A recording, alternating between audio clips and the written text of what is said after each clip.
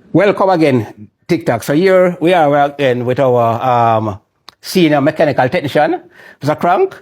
So what we are going to talk about in this video is mechanical workshop and practices that students, youngsters, and of course anybody working in a workshop, workshop environment, there are certain practices and procedures they're supposed to follow for safety matters. Definitely. Right, and housekeeping and so forth, where tool concerned, and things like that. So, Mr. Crank, just give an overview of those, some of those mechanical practices you're supposed to in the workshop and so forth, right? All right. Thank you, Mr. Foster.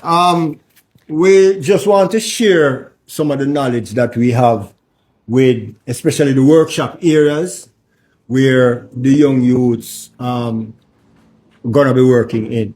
Now, there are a couple of areas of safety, for example. We just want to help you to understand some safety concerns. All right. So the safety gears. Safety gears are such like goggles, welding glass if you're doing welding. We have the plain glass, and of course you have the face mask too, which prevents the fumes depending on the welding you're doing and for protect your eyes. Safety in terms of clean floor, safety boots, safety helmet, which I don't have on now. It's a faster have on this one, but safety hats is very, very important. Because if you go to certain factories, one of the first things they do is to give you a safety hat before you walk on the plant, especially JPS. Because I used to work there, so I can tell you. You have to wear your safety hat at all times on the compound, and if you don't have on one, you can be in trouble. So your minimum PPE. Right. So, protective equipment. Of course, he has on his vest, so he's demonstrating some of the qualities. I just left him and came along with him. So. Bear with me on that. But slippery floors, wet floors, oily floors, those are dangers. Operating machines with loose clothing, those are red flags right there. You need no tie, long hair. No long ties, no long hair to twine up in the machines. Loose clothing. Short pants. You have to be properly attired for the job. In the workshop, basically in the workshop area. That's pretty much it for safety. For safety. But you have to bear some of those things in mind. And of course, there may be some other things which we leave out right now. But just safety must be at the front of your mind in doing certain things. Working on the machines, you have to make sure that you don't have any loose parts. Parts are properly tightened up. Machines are properly checked. Oiled and checked before you operate certain machines. Make sure that everything is intact. And of course, they can consult the OSHA safety standard where machine work is concerned, electrical, and they get further guidance.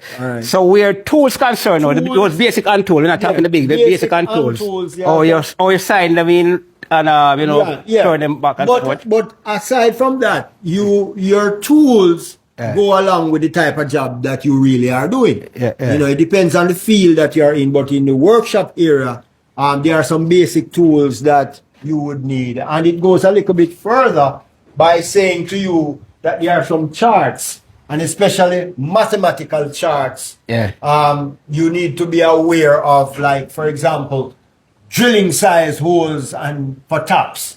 You have to have a chart where you know the drilling size for the tap you're going to be using, and of course you have different size taps and how to use a tap, how to use a hacksaw.